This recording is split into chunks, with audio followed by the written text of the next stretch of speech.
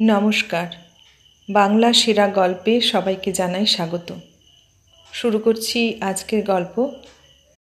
আজ পড়ে শোনাব রবীন্দ্রনাথ ঠাকুরের গল্পগুচ্ছ থেকে নেওয়া গল্প বিচারক। অনেক অবস্থান্তরের পর অবশেষে গত যৌবনা ক্ষীরোদা যে পুরুষের আশ্রয়প্রাপ্ত হইয়াছিল, সেও যখন তাহাকে জীর্ণ বস্ত্রের ন্যায় পরিত্যাগ করিয়া গেল, তখন অন্নমুষ্টির জন্য দ্বিতীয় আশ্রয় অন্বেষণের চেষ্টা করিতে তাহার অত্যন্ত ধিক্কার বোধ হইল। যৌবনের শেষে শুভ্র শরৎকালের ন্যায় একটি গভীর প্রশান্ত প্রগাঢ় সুন্দর বয়স আসে, যখন জীবনের ফল ফলিবার এবং শস্য পাকিবার সময়।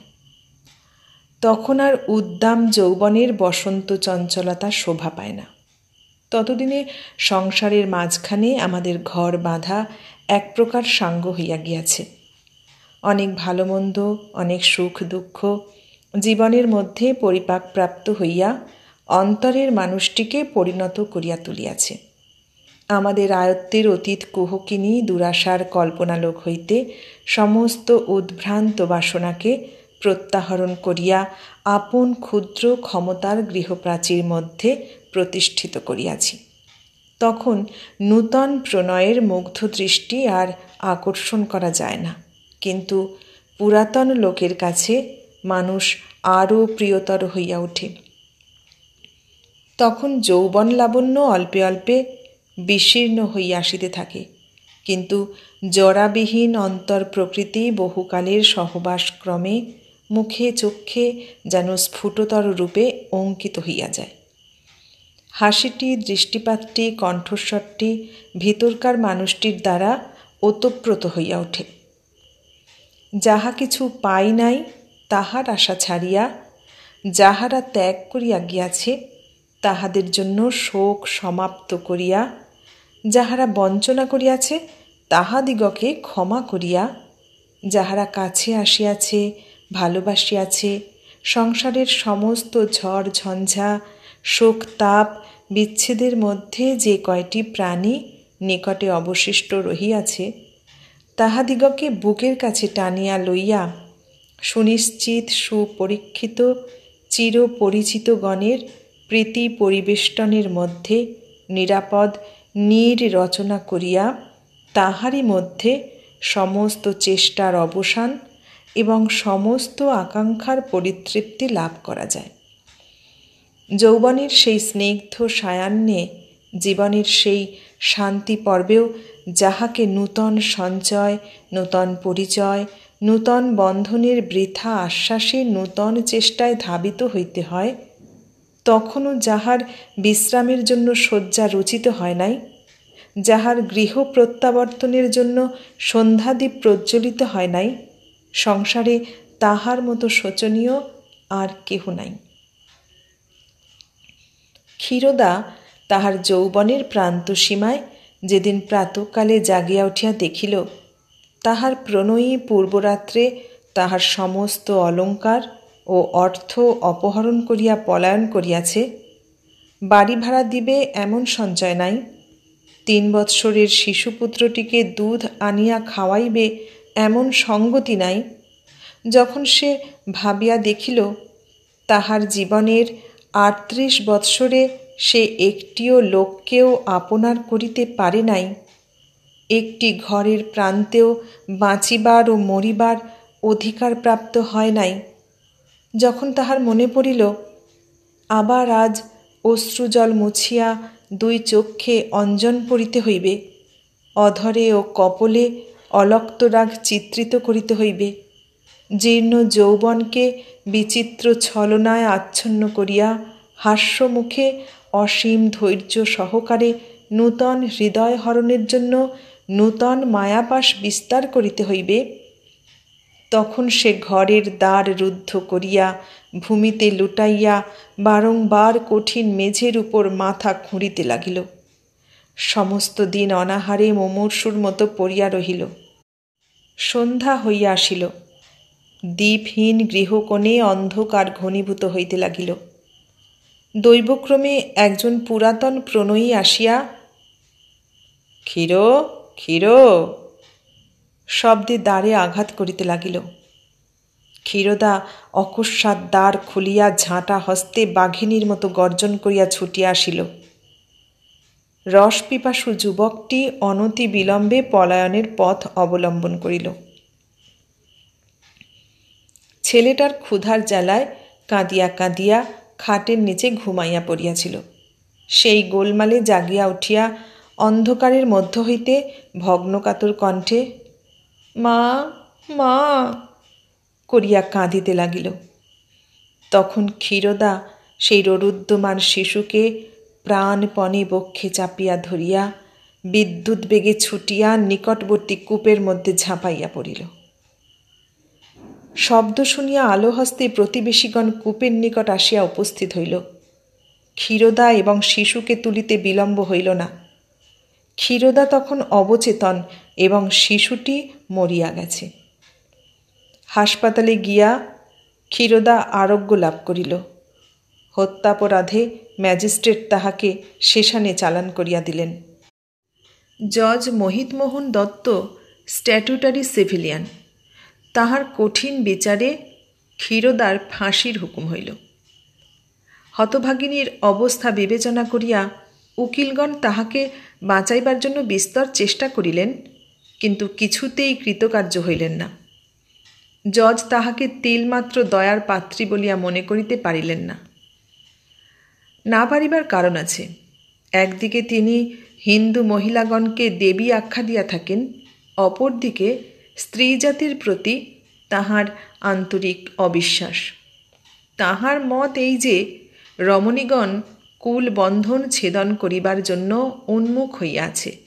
শাসন তিলমাত্র শিথিল হইলেই সমাজ পিঞ্জরে একটি কুলনারীও অবশিষ্ট থাকবে না। তাহার এরূপ বিশ্বাসেরও কারণ আছে। সে কারণ জানিতে গেলে মোহিতের যৌবন ইতিহাসের কিয়দংশ আলোচনা করিতে হয়। মোহিত যখন কলেজে সেকেন্ড ইয়ারে পড়িতেন, তখন আকারে এবং আচারে এখনকার হইতে সম্পূর্ণ স্বতন্ত্র প্রকারের মানুষ ছিলেন। এখন মোহিতের সম্মুখে টাক, পশ্চাতে টিকি, মুণ্ডিত মুখে প্রতিদিন প্রাতঃকালে খড় ক্ষুরধারে গুম্ফ শ্বশ্রুর অঙ্কুর উচ্ছেদ হইয়া থাকে। কিন্তু তখন তিনি সোনার চশমার গোঁফ দাড়িতে এবং সাহেবী ধরনের কেশবিন্যাসে ঊনবিংশ শতাব্দীর নূতন সংস্করণ কার্তিকটির মতো ছিলেন। বেশভূষায় বিশেষ মনোযোগ ছিল, মদ্য মাংসে অরুচি ছিল না এবং আনুষঙ্গিক আরও দুটো একটা উপসর্গ ছিল। অদূরে এক ঘর গৃহস্থ বাস করিত। তাহাদের হেমশশী বলিয়া এক বিধবা কন্যা ছিল। তাহার বয়স অধিক হইবে না, 14 হইতে 15 পড়িবে। সমুদ্র হইতে বনরাজিনীলা তটভূমি যেমন রমণীয় স্বপ্নবৎ চিত্রবৎ মনে হয়, এমন তীরের উপর উঠিয়া হয় না। বৈধব্যের বেষ্টন অন্তরালে হেমশশী সংসার হইতে যেটুকু দূরে পড়িয়াছিল, সেই দূরত্বের বিচ্ছেদবশত সংসারটা তাহার কাছে পরপারবর্তী পরম রহস্যময় প্রমোদ বনের মতো ঠেকিত। সে জানিত না এই জগৎ যন্ত্রটার কলকারখানা অত্যন্ত জটিল এবং লৌহ কঠিন, সুখে দুঃখে, সম্পদে বিপদে, সংশয়ে সংকটে ও নৈরাশ্যে পরিতাপে বিমিশ্রিত। তাহার মনে হইত সংসার যাত্রা কলনাদিনী নির্ঝরিণীর স্বচ্ছ জলপ্রবাহের মতো সহজ। সম্মুখবর্তী সুন্দর পৃথিবীর সকল পথগুলিই প্রশস্ত ও সরল। সুখ কেবল তাহার বাতায়নের বাহিরে এবং তৃপ্তিহীন আকাঙ্ক্ষা কেবল তাহার বক্ষ পঞ্জরবর্তী স্পন্দিত পরিতপ্ত কোমল হৃদয়টুকুর অভ্যন্তরে। বিশেষত তখন তাহার অন্তরাকাশের দূর দিগন্ত হইতে একটা যৌবন সমীরণ উচ্ছ্বসিত হইয়া বিশ্ব সংসারকে বিচিত্র বাসন্তী স্মৃতে বিভূষিত করিয়া দিয়াছিল। সমস্ত নীলাম্বর তাহারই হৃদয় হিল্লোলে পূর্ণ হইয়া গিয়াছিল এবং পৃথিবী যেন তাহারই সুগন্ধ মর্মকোষের চতুর্দিকে রক্তপদ্মের কোমল পাপড়িগুলির মতো স্তরে স্তরে বিকশিত হইয়াছিল। ঘরে তাহার বাপ মা এবং দুটি ছোট ভাই ছাড়া আর কেহ ছিল না।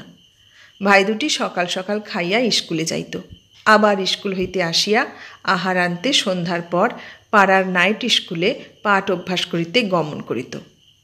বাপ সামান্য বেতন পাইতেন, ঘরে মাস্টার রাখিবার সামর্থ্য ছিল না। কাজের অবসরে হেম তাহার নির্জন ঘরের বাতায়নে আসিয়া বসিত। এক দৃষ্টে রাজপথের লোক চলাচল দেখিত, ফেরিওয়ালা করুণ উচ্চস্বরে হাঁকিয়া যাইত, তাহাই শুনিত এবং মনে করিত পথিকেরা সুখী, ভিক্ষুকেরাও স্বাধীন, এবং ফেরিওয়ালা যে জীবিকার জন্য সুকঠিন প্রয়াসে প্রবৃত্ত তাহা নহে, উহারা যেন এই লোক চলাচলের সুখ রঙ্গভূমিতে অন্যতম অভিনেতা মাত্র। আর সকালে বিকালে সন্ধ্যাবেলায় পরিপাটি বেশধারী গর্বোদ্ধত স্ফীতবক্ষ মোহিতমোহনকে দেখিতে পাইত।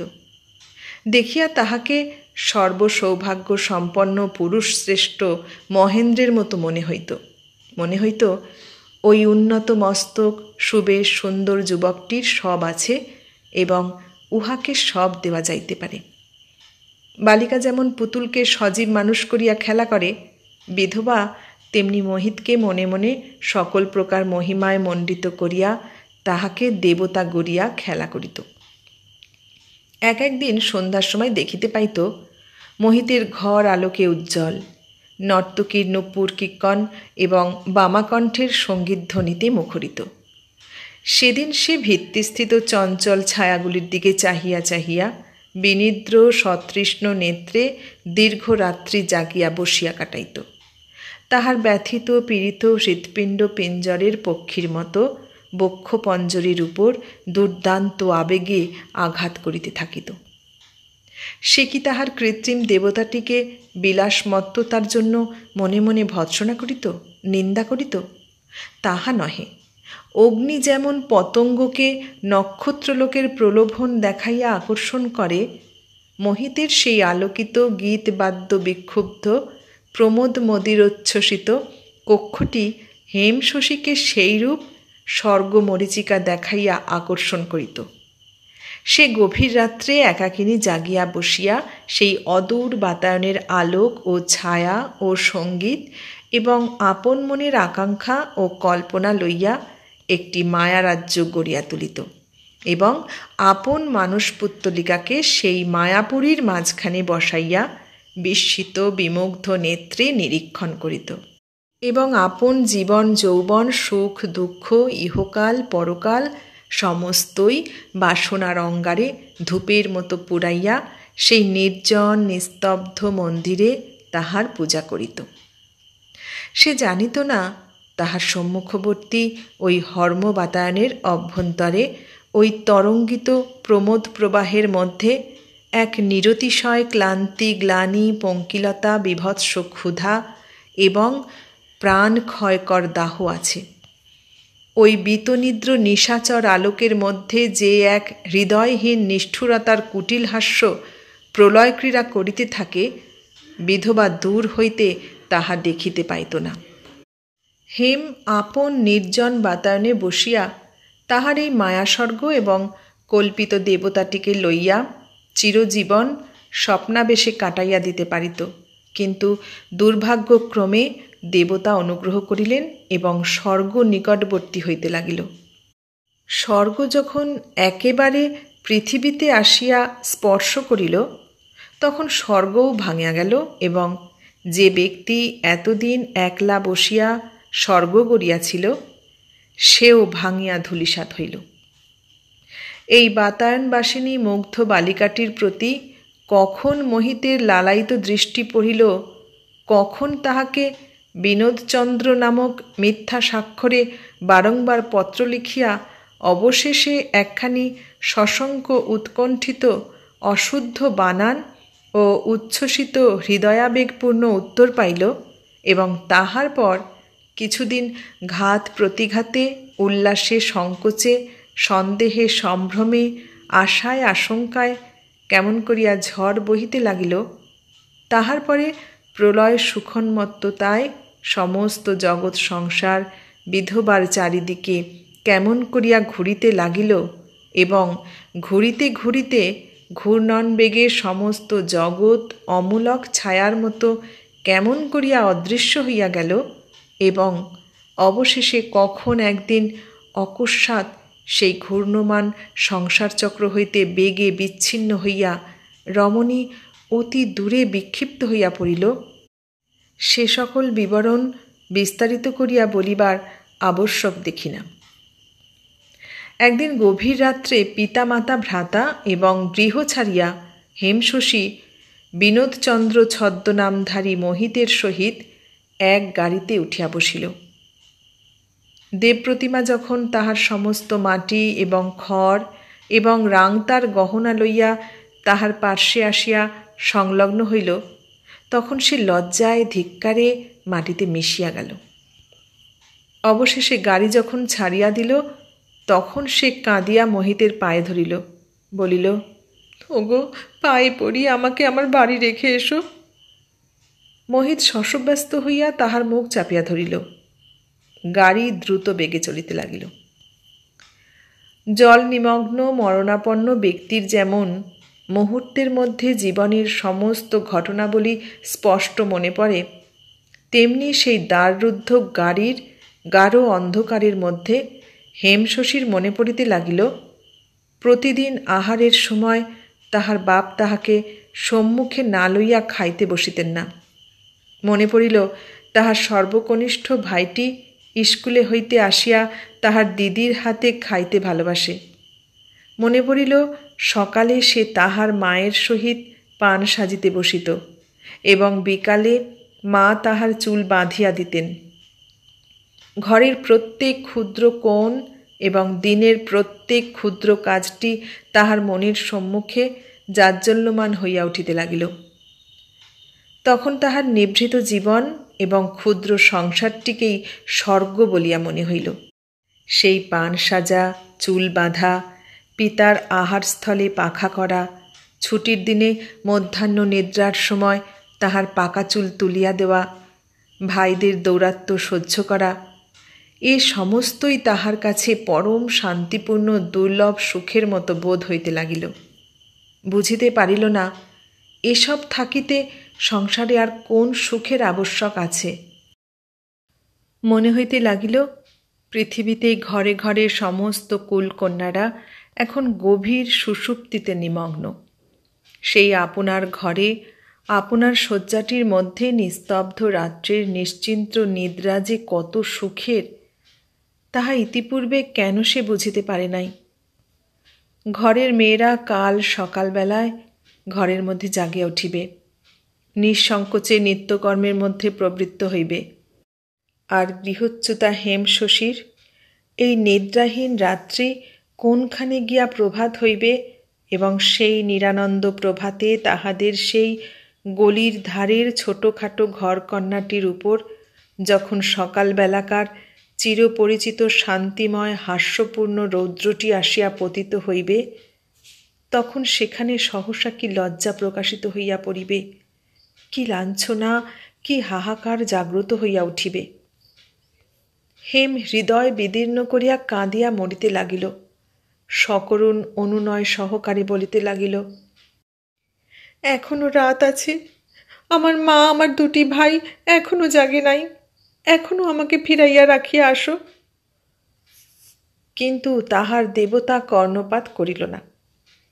এক দ্বিতীয় শ্রেণীর চক্র শব্দ মুখরিত রথে চড়াইয়া তাহাকে তাহার বহুদিনের আকাঙ্ক্ষিত স্বর্গলোকাভিমুখে লইয়া চলিল। ইহার অনতিকাল পরেই দেবতা এবং স্বর্গ পুনশ্চ আরেকটি দ্বিতীয় শ্রেণীর জীর্ণ রথে চড়িয়া আর এক পথে প্রস্থান করিলেন। রমণী আকণ্ঠ পঙ্কের মধ্যে নিমজ্জিত হইয়া রহিল। মোহিতমোহনের পূর্ব ইতিহাস হইতে এই একটিমাত্র ঘটনা উল্লেখ করিলাম। রচনা পাছে একঘেয়ে হইয়া উঠে, এই জন্য অন্যগুলি বলিলাম না। এখন সে সকল পুরাতন কথা উত্থাপন করিবার আবশ্যকও নাই। এখন সেই বিনোদচন্দ্র নাম স্মরণ করিয়া রাখে এমন কোনো লোক জগতে আছে কিনা সন্দেহ, এখন মোহিত শুদ্ধাচারী হইয়াছেন। তিনি আহ্নিক তর্পণ করেন এবং সর্বদাই শাস্ত্রালোচনা করিয়া থাকেন।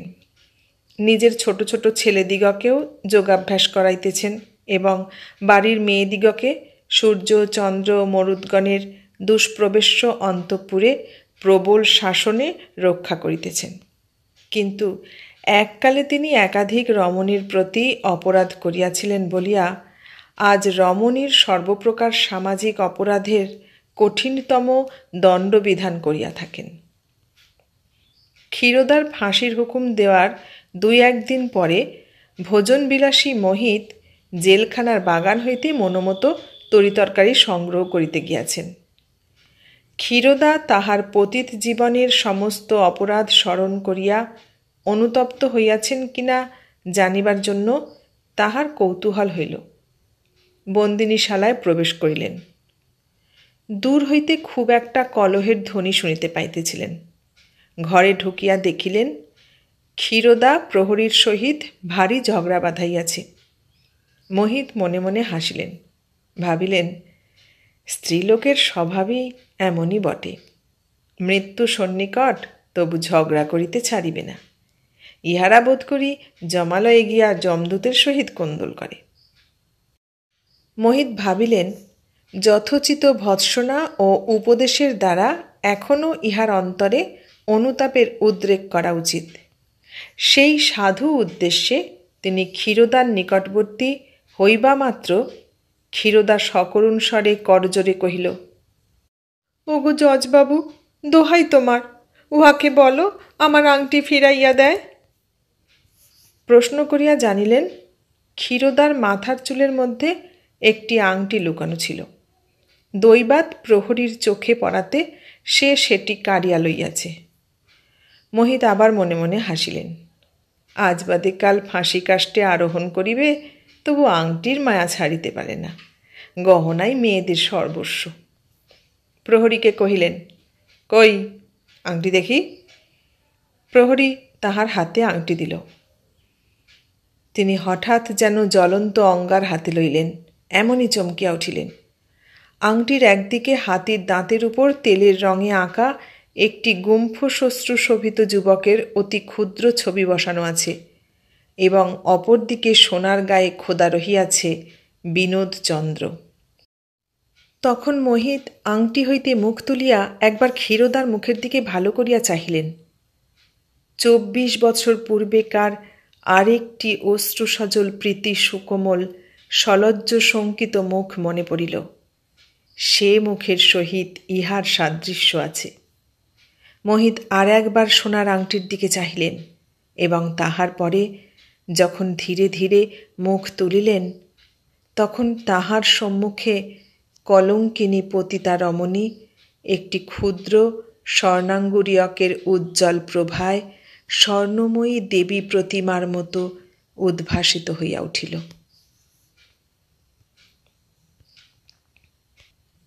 রবীন্দ্রনাথ ঠাকুরের লেখা বিচারক গল্পটি শুনলে কেমন লাগলো গল্পটা?